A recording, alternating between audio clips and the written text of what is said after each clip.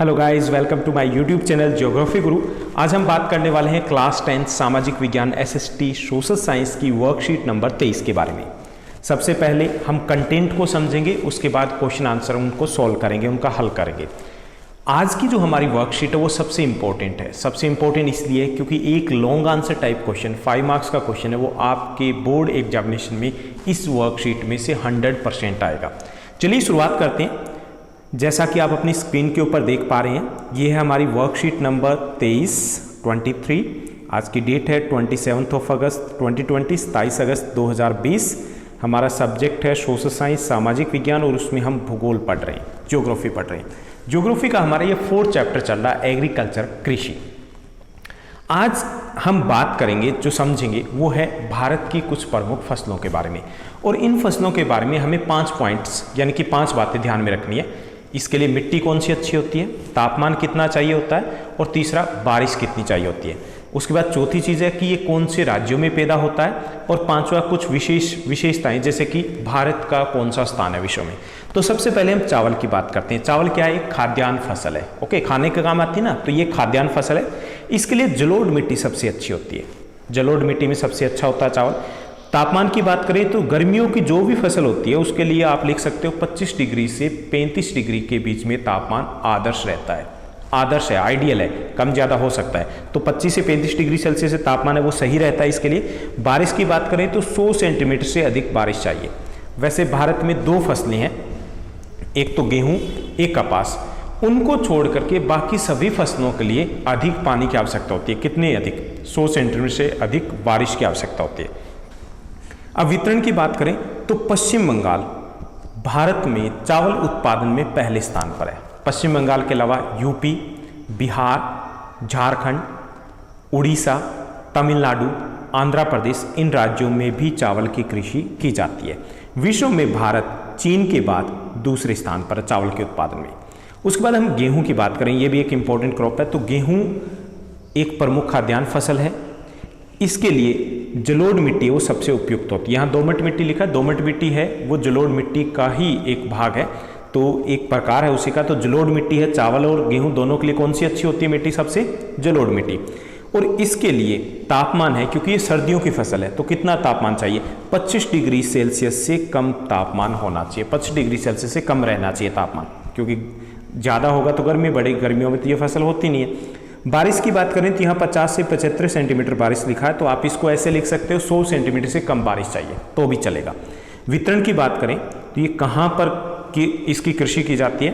तो इसकी कृषि है उत्तरी भारत के विशाल मैदान में मुख्य तौर पर की जाती है। उत्तर प्रदेश गेहूं के उत्पादन में पूरे देश में पहले स्थान पर है।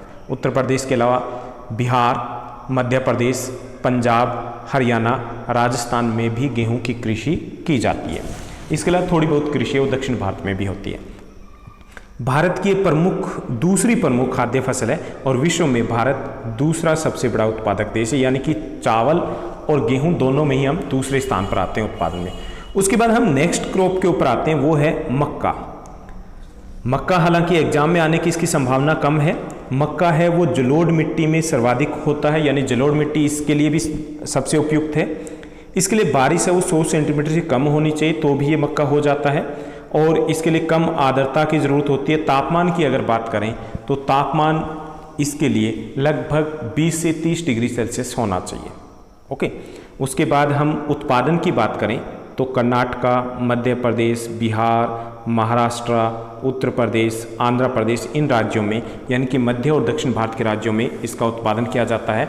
इसके उत्पादन में कर्नाटक पहले स्थान पर है। मोटे अनाजों में ज्वार, बाजरा और मक्का प्रमुख आते हैं। मोटे अनाज जो आमतौर पे दोनों तरीके से कार्य में लिए जाते हैं, पशुओं के लिए भी और खाने के लिए भी, खाद्यान्न के तौर पर भी। तो मोटे अनाजों में मक्का भी प्रमुख तौर पर आता है। उसके बाद चौथी जो फसल है चना, ये भी एग्जाम के लिए ज़्यादा इंपॉर्टेंट नहीं है। जो चना है उसके लिए जो मिट्टी चाहिए वो जलोढ़ मिट्टी उपयुक्त होती है। इसके अलावा जो राजस्थान की रेतीली मिट्टी है उसमें भी चना अच्छा होता है अगर थोड़ी बहुत बारिश हो जाए सर्दियों में। तो इसके लिए बारिश है वो 100 सेंटीमीटर से कम होनी चाहिए, कम की आवश्यकता होती है। और अगर तापमान की बात की जाए, क्योंकि ये शीत ऋतु की फसल है, तो इसके लिए तापमान है वो 25 डिग्री सेल्सियस से कम रहना चाहिए। उत्पादन की बात करें तो मध्य प्रदेश, यूपी, राजस्थान, हरियाणा, पंजाब, महाराष्ट्र में इसका उत्पादन किया जाता है और मध्य प्रदेश इसके उत्पादन में पहले स्थान पर है। विश्व में चना उत्पादन में भारत पहले स्थान पर आता है।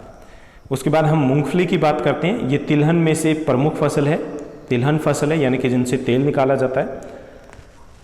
इसके लिए शुष्क जलवायु चाहिए, ग्रीष्म ऋतु की फसल है, तो इसके लिए 25 से 35 डिग्री सेल्सियस तापमान की आवश्यकता होती है। ये बलुई मिट्टी में, यानी कि राजस्थान की रेतीली मिट्टी में और जलोढ़ मिट्टी में अधिक इसका उत्पादन होता है, यानी कि जलोढ़ मिट्टी और राजस्थान की जो रेतीली मिट्टी है, मरुस्थलीय मिट्टी है, वो इसके लिए उपयुक्त होती है। बारिश की बात करें तो 100 सेंटीमीटर से अधिक बारिश की आवश्यकता होती है। जहाँ बारिश कम होती है तो वहाँ सिंचाई की या फुहारों के द्वारा सिंचाई की जाती है। तो तापमान 25 से 35 डिग्री सेल्सियस, मिट्टी जलोढ़ मिट्टी और रेगिस्तानी मिट्टी है, मरुस्थलीय मिट्टी, वो उपयुक्त होती है और बारिश 100 सेंटीमीटर से अधिक चाहिए होती है। उत्पादन की बात करें तो गुजरात मूंगफली के उत्पादन में पहले स्थान पर है। इसके अलावा आंध्र प्रदेश, तमिलनाडु, कर्नाटका में भी मूंगफली का उत्पादन होता है। तिलहन का लगभग आधा भाग हमारे देश में वो मूंगफली से प्राप्त होता है, यानी कि हमारे देश की प्रमुख तिलहन फसल है मूंगफली। गन्ना एक नकदी फसल है जिसको बेच करके पैसा मिलता है। जो गन्ना है इसके लिए 21 से 27 डिग्री सेल्सियस तापमान की आवश्यकता होती है। मिट्टी की बात की जाए तो जलोढ़ मिट्टी सबसे उपयुक्त होती है गन्ने के लिए भी, यानी गन्ना, चावल, गेहूं, पटसन, इन चारों के लिए सबसे उपयुक्त जो मिट्टी होती है वो जलोढ़ मिट्टी होती है। बारिश की बात की जाए तो यहाँ पर 100 सेंटीमीटर से अधिक बारिश की आवश्यकता होती है, अधिक बारिश की आवश्यकता है वो इस फसल के लिए होती है। उत्पादन में उत्तर प्रदेश पहले स्थान पर है। इसके अलावा कर्नाटका, तमिलनाडु, आंध्र प्रदेश, महाराष्ट्र, बिहार अन्य उत्पादक राज्य हैं।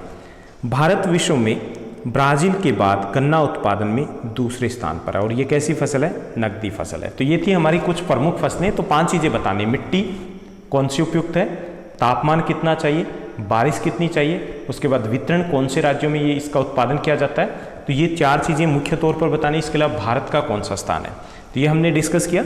अब हम प्रश्नोत्तर है उनकी बात करने वाले हैं। प्रश्नोत्तर में देखिए पहला जो हमारा प्रश्न दिया गया, क्वेश्चन दिया गया कि अनाज और सब्जी उत्पादन का महंगाई से क्या संबंध है। अनाज और सब्जी उत्पादन का महंगाई से गहरा संबंध है।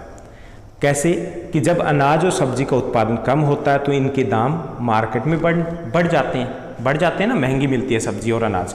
जब अनाज और सब्जी के दाम बढ़ जाते हैं तो महंगाई में भी बढ़ोतरी होती है। दूसरी तरफ जब अनाज और सब्जियों का उत्पादन अधिक होता है तो इनके दाम कम रहते हैं और महंगाई भी कम रहती है। तो अनाज और सब्जी का महंगाई से गहरा संबंध है। दूसरा हमारा क्वेश्चन है कि आप सबसे अधिक किस अनाज का प्रयोग करते हैं। तो उत्तर भारत में हम दिल्ली की बात करें, पंजाब, हरियाणा की, यूपी की बात करें तो हम ज़्यादातर गेहूं का उपयोग करते हैं। दिल्ली में हो सकता है कुछ बच्चों के घरों में चावल का उपयोग अधिक होता हो तो वे चावल लिख सकते हैं। ओके। उसके बाद तीसरा जो हमारा क्वेश्चन दिया गया है कि किन्हीं 2 नकदी फसलों के नाम लिखिए। नकदी फसलें कौन सी होती है? जो किसान मार्केट में बेचने के उद्देश्य से बोता है। तो 2 नकदी फसलें हैं, गन्ना और कपास। ओके। नेक्स्ट दिया गया अपने घरों में प्रयोग होने वाली प्रमुख तिलहनी फसलों की सूची बनाइए। तो हम सरसों तेल का प्रयोग करते हैं, हम मूंगफली का वैसे भी और मूंगफली तेल का भी प्रयोग होता है। कुछ घरों में तिल के लड्डू खाते होंगे आप, और तिल के तेल का भी उपयोग होता है। सोयाबीन और सोयाबीन के तेल का उपयोग होता है। नारियल और नारियल के तेल का भी उपयोग होता है। तो ये कुछ प्रमुख तिलहनी फसलें हैं।